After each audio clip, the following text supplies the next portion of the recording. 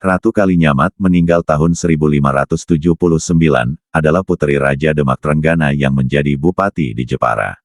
Ia terkenal di kalangan Portugis sebagai sosok wanita pemberani. Pemerintah Indonesia menyematkan gelar pahlawan nasional kepada Ratu Kalinyamat pada peringatan Hari Pahlawan, tanggal 10 November tahun 2023.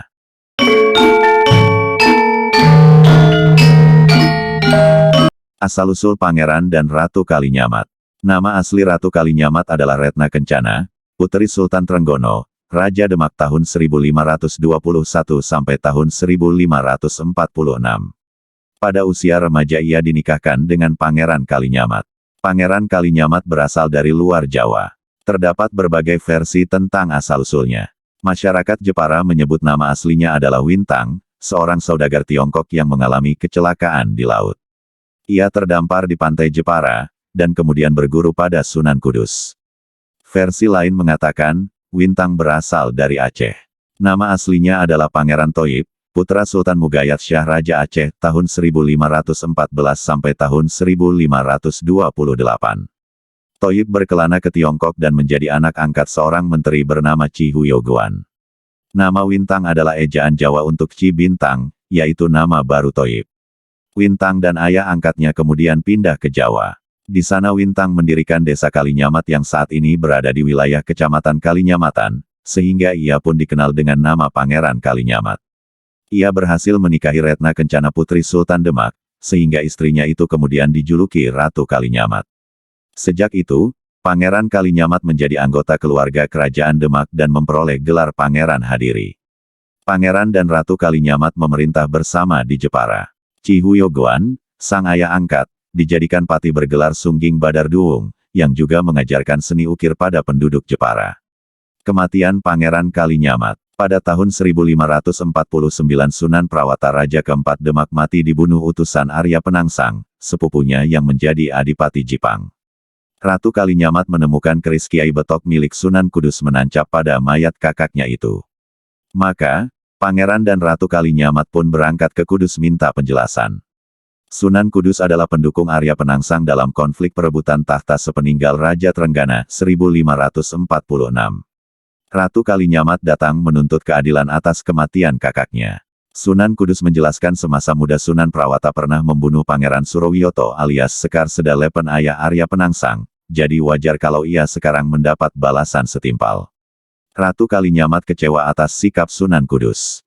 Ia dan suaminya memilih pulang ke Jepara. Di tengah jalan, mereka dikeroyok anak buah Arya Penangsang.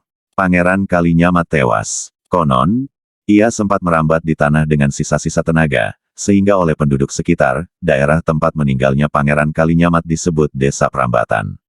Menurut cerita, selanjutnya dengan membawa jenazah Pangeran Kalinyamat, Ratu Kalinyamat meneruskan perjalanan sampai pada sebuah sungai dan darah yang berasal dari jenazah Pangeran Kalinyamat menjadikan air sungai berwarna ungu, dan kemudian dikenal daerah tersebut dengan nama Kaliwungu. Semakin ke barat, dan dalam kondisi lelah, kemudian melewati Pringtulis. Dan karena selahnya dengan berjalan sempoyongan, moyang-moyong, di tempat yang sekarang dikenal dengan nama Mayong.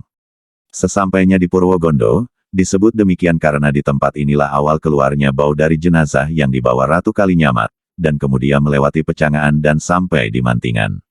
Ratu Kalinyamat bertapa. Ratu Kalinyamat berhasil meloloskan diri dari peristiwa pembunuhan itu.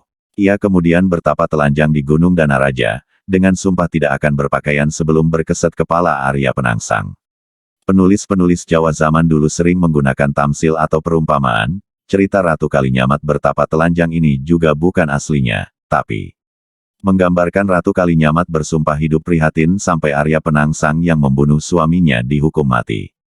Serangan pertama Ratu Kalinyamat pada Portugis.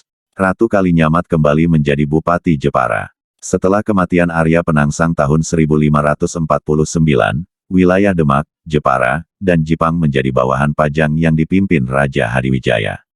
Meskipun demikian, Hadiwijaya tetap memperlakukan Ratu Kalinyamat sebagai tokoh senior yang dihormati. Ratu Kalinyamat sebagaimana Bupati Jepara sebelumnya, Pati Unus, bersikap anti terhadap Portugis. Pada tahun 1550 ia mengirim 4.000 tentara Jepara dalam 40 buah kapal memenuhi permintaan Sultan Johor untuk membebaskan Malaka dari kekuasaan bangsa Eropa itu. Pasukan Jepara itu kemudian bergabung dengan pasukan Persekutuan Melayu hingga mencapai 200 kapal perang. Pasukan gabungan tersebut menyerang dari utara dan berhasil merebut sebagian Malaka. Namun Portugis berhasil membalasnya. Pasukan Persekutuan Melayu dapat dipukul mundur, sementara pasukan Jepara masih bertahan. Baru setelah pemimpinnya gugur, pasukan Jepara ditarik mundur. Pertempuran selanjutnya masih terjadi di pantai dan laut yang menewaskan 2.000 prajurit Jepara. Badai datang menerjang sehingga 2 buah kapal Jepara terdampar kembali ke pantai Malaka, dan menjadi mangsa bangsa Portugis. Prajurit Jepara yang berhasil kembali ke Jawa tidak lebih dari setengah dari yang berhasil meninggalkan Malaka. Ratu Kalinyamat tidak pernah jera. Pada tahun 1565 ia memenuhi permintaan orang-orang Hitu di Ambon untuk menghadapi gangguan bangsa Portugis dan kaum Hatif. Serangan kedua Ratu Kalinyamat pada Portugis. Pada tahun 1564, Sultan Alauddin Al-Qohar dari Kesultanan Aceh meminta bantuan Demak untuk menyerang Portugis di Malaka. Saat itu Demak dipimpin seorang bupati yang mudah curiga, bernama Arya Pangiri, putra Sunan Prawata. Utusan Aceh dibunuhnya. Akhirnya, Aceh tetap menyerang Malaka tahun 1567 meskipun tanpa bantuan Jawa. Serangan itu menemui jalan buntu. Pada tahun 1573, Sultan Aceh meminta bantuan Ratu Kalinyamat untuk menyerang Malaka kembali.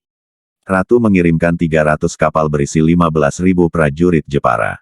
Pasukan yang dipimpin oleh Ki Demang Laksamana itu baru tiba di Malaka bulan Oktober tahun 1574. Padahal saat itu pasukan Aceh sudah dipukul mundur oleh Portugis. Pasukan Jepara yang terlambat datang itu langsung menembaki Malaka dari Selat Malaka. Esoknya, mereka mendarat dan membangun pertahanan. Tapi akhirnya, pertahanan itu dapat ditembus pihak Portugis. Sebanyak 30 buah kapal Jepara terbakar. Pihak Jepara mulai terdesak, tetapi tetap menolak perundingan damai karena terlalu menguntungkan Portugis. Sementara itu, sebanyak 6 kapal perbekalan yang dikirim Ratu Kalinyamat direbut Portugis. Pihak Jepara semakin lemah dan memutuskan pulang. Dari jumlah awal yang dikirim Ratu Kalinyamat, hanya sekitar sepertiga saja yang tiba di Jawa. Meskipun 2 kali mengalami kekalahan, tetapi Ratu Kalinyamat telah menunjukkan bahwa dirinya seorang wanita yang gagah berani. Bahkan Portugis mencatatnya sebagai Rainha de Japara, Senhora Poderosa e Rica, de Kranigedame, yang berarti, Ratu Jepara seorang wanita yang kaya dan berkuasa, seorang perempuan pemberani.